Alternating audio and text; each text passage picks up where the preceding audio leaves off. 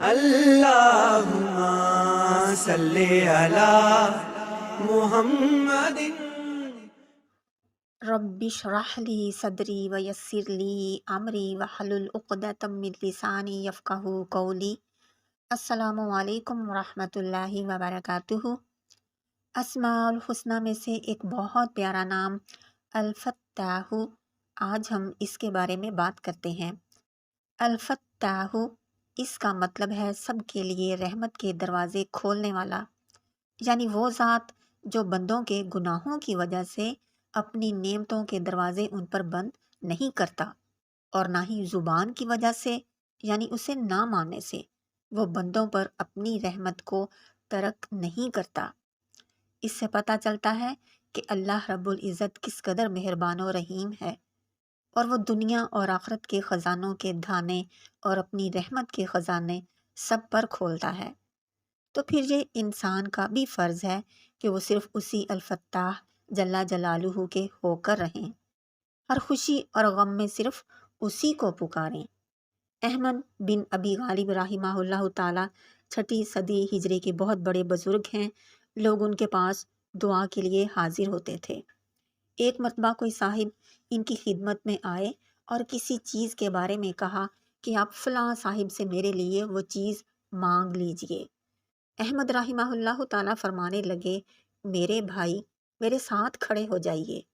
دونوں 2 رکعت نماز پڑھ کر کیوں نہ اللہ تعالیٰ سے مانگ لیں۔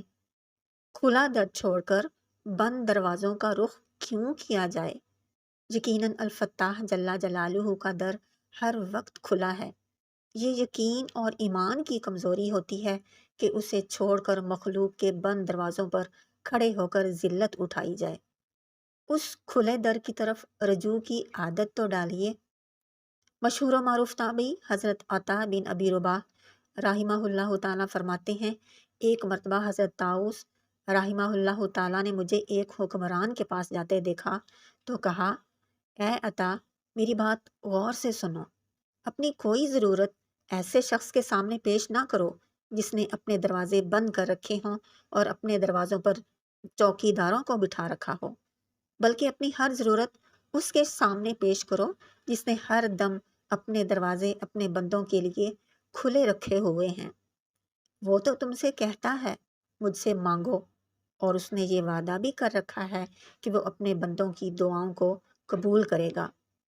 لہٰذا بار بار اس چیز کی مشق کیجیے، عادت ڈالیے کہ ہر حاجت و ضرورت صرف اسی الفتاح جل جلالہ کے دربار میں پیش کرنی ہے۔ اس سے مانگنے کی عادت ڈالیے۔ چونکہ ہمیں عادت نہیں ہے اس سے مانگنے کی، اس لیے ہمیں مشکل معلوم ہوتا ہے، جس کا دروازہ کبھی بھی بند نہیں ہوتا، لیکن جس نے اپنے دروازے پر چوکی دار بٹھائے ہوتے ہیں ہمیں ان سے مانگنا بہت آسان معلوم ہوتا ہے۔ مسند احمد کی ایک حدیث ہے، حضرت معاویہ رضی اللہ تعالیٰ عنہ نے اپنے گورنر کوفہ حضرت مغیرہ بن شعبہ رضی اللہ تعالیٰ عنہ کو خط لکھا، مجھے کوئی ایسی حدیث لکھ کر بھیجو جو تم نے نبی کریم صلی اللہ علیہ وآلہ وسلم سے سنی ہو۔ تب حضرت مغیرہ بن شعبہ رضی اللہ تعالیٰ عنہ نے اپنے میر منشی کو بلا کر لکھوایا کہ میں نے نبی کریم صلی اللہ علیہ وآلہ وسلم کو یہ دعا مانگتے ہوئے اس وقت سنا جب آپ نماز سے فارغ ہوئے۔ دعا یہ ہے، اللہم لا مانع لما اعطیت ولا معطی لما منعت ولا ينفع ذا الجد منک الجد۔ یا اللہ، جو چیز آپ کسی کو عطا فرما دیں اس کا کوئی روکنے والا نہیں، اور جس کو آپ روکیں اس کو کوئی دینے والا نہیں، اور آپ کے ارادے کے خلاف کسی کوشش کرنے والے کی کوشش اس سے فائدہ نہیں دے سکتی۔ اس دعا کا معنی کتنا خوبصورت ہے، جو دل و دماغ کو سکون پہنچاتا ہے، انسانوں سے گلے شکوے ختم کر دیتا ہے۔ اگر انسان اس دعا کا مفہوم ہمیشہ یاد رکھے تو اس کا دل کبھی کسی سے میلا نہیں ہوگا۔ بغض، کینہ اور حسد جیسی بیماریوں میں اس کا دل مبتلا نہیں ہوگا، کیونکہ وہ کسی نعمت کے ختم ہو جانے پر پھر مخلوق کی طرف اپنی نگاہ نہیں کرے گا، اور نعمت کے مل جانے پر مخلوق کی تعریف نہیں کرے گا کہ مجھے جو ملا ہے وہ فلاں شاہ صاحب نے دیا ہے، یا میرے پاس جو کچھ ہے وہ فلاں گدی نشین کا وسیلہ ہے، بلکہ وہ صرف اور صرف یہ کہے گا کہ مجھے جو کچھ ملا، جو میرے پاس، وہ سب اللہ تعالیٰ نے دیا ہے۔ کبھی کبھی ایسا ہوتا ہے کہ اللہ تعالیٰ لوگوں کو ڈھیل دینے کے لیے ان پر قسم قسم کی نعمتوں کے دروازے کھول دیتا ہے، اور عموماً یہ اس وقت ہوتا ہے جب وہ لوگ اللہ تعالیٰ کے احکامات کو بھلا دیتے ہیں اور منع کردہ چیزوں میں پڑ جاتے ہیں، جیسا کہ اللہ تعالیٰ سورۃ الانعام میں فرماتے ہیں، ترجمہ ہے، پھر وہ لوگ ان چیزوں کو بھولے رہے جن کی ان کو نصیحت کی جاتی تھی، تو ہم نے ہر چیز کے دروازے ان پر کشادہ کر دیے، یہاں تک کہ جب ان چیزوں پر جو ان کو ملتی تھیں وہ اس پر خوب اترانے لگے تو ہم نے اچانک ان کو پکڑ لیا، پھر وہ بالکل مایوس ہو گئے۔ اس کا مطلب ہے جب انسان دین سے دور ہو جاتا ہے، اللہ کی نافرمانی میں لگ جاتا ہے، تب اللہ تعالیٰ اس کو ہر وہ نعمت عطا کر دیتے ہیں جس کی اس کو تمنا ہوتی ہے، اور جب اس کو سب کچھ ملنے لگ جاتا ہے تو وہ اس غلط فہمی کا شکار ہو جاتا ہے کہ اللہ تو مجھ سے راضی ہے، اسی لیے تو مجھے سب کچھ مل رہا ہے، اور اگر اللہ مجھ سے راضی نہ ہوتا تو یہ سب کچھ مجھے کیوں ملتا؟ لیکن انسان یہ نہیں جان سکتا کہ یہ بھی آزمائش کا ایک طریقہ ہے کہ رسی ڈھیلی کی جا رہی ہے، اور پھر جب وہ انسان ان نعمتوں کے ملنے پر اترانا شروع کر دیتا ہے، پکڑنا شروع کر دیتا ہے، تب اچانک اللہ تعالیٰ کی پکڑ آ جاتی ہے، اور یہ ایسی پکڑ ہوتی ہے جو اس نے کبھی سوچا بھی نہیں ہوتا۔ حضرت عقبہ بن عامر رضی اللہ تعالیٰ عنہ بیان کرتے ہیں، نبی کریم صلی اللہ علیہ وآلہ وسلم نے فرمایا، جب تم دیکھو کہ اللہ تعالیٰ نافرمانیوں کے باوجود کسی قوم کو اس کی خواہشات کے مطابق دیتا جا رہا ہے تو یہ اللہ تعالیٰ کا ڈھیل دینا ہے۔ اس سے پتہ چلتا ہے کہ اللہ تعالیٰ انسان کو خوشی کے ساتھ ساتھ تنگی میں دونوں طرح آزماتا ہے۔ خوشی والی آزمائش زیادہ سخت ہوتی ہے، کیونکہ جو آزمائش تنگی والی ہوتی ہے اس میں انسان پھر اللہ تعالیٰ کی طرف پلٹ آتا ہے، اللہ کی طرف رجوع کر لیتا ہے، توبہ کر لیتا ہے۔ لیکن خوشحالی میں اللہ تعالیٰ کی نعمتیں پا کر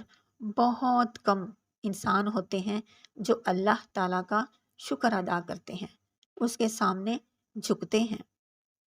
اسی طرح ہمارے لیے یہ بات جاننا بہت ضروری ہے کہ اللہ کے سوا کسی سے نفع نقصان کا خوف نہیں رکھنا چاہیے،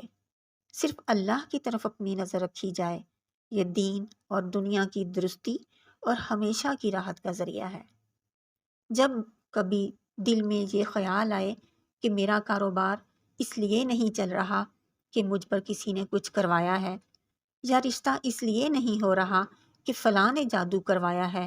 یا مسلسل بیماری ہے تو یہ بھی کسی کا کچھ کیا ہوا ہے، تو اس کے لیے ہمیشہ قرآن مجید کی اس آیت کو ذہن میں رکھیں، اس کو پڑھیں، انشاءاللہ آپ کو ہزاروں غموں اور فکروں سے نجات مل جائے گی، شرط یہ ہے کہ یقین کامل ہو۔ دعا یہ ہے، وَإِن يَمْسَسْكَ اللَّهُ بِضُرٍّ فَلَا كَاشِفَ لَهُ إِلَّا هُوَ وَإِن يُرِدْكَ بِخَيْرٍ فَلَا رَادَّ لِفَضْلِهِ۔ ترجمہ، اور اگر اللہ تجھے کوئی تکلیف پہنچائے تو اس کا کوئی ٹالنے والا نہیں اس کے سوا، اور اگر تیرا بھلا چاہے تو اس کے فضل کا رد کرنے والا کوئی نہیں، وہ پہنچاتا ہے اپنے بندوں میں جس کو چاہے اور وہی بخشنے والا ہے۔ مسلمان ہونے کے ناطے ہمارا عقیدہ یہ ہونا چاہیے کہ ہر کام میں آسانی اور ہر مسئلے کا حل صرف اسی الفتاح جل جلالہ کے پاس ہے، اس کے علاوہ کوئی بھی آسانیاں پیدا کرنے والا، مسئلے حل کرنے والا نہیں، نہ ہی زمین میں اور نہ ہی آسمان میں۔ ہر طرح کی پریشانیوں اور الجھنوں میں اس آیت کو پڑھا کریں، اس کے معنی پر خوب غور کریں، انشاءاللہ تعالی ساری پریشانیاں دور ہو جائیں گی۔ اللہ تعالی ہم سب کو دین کا فہم عطا کرے۔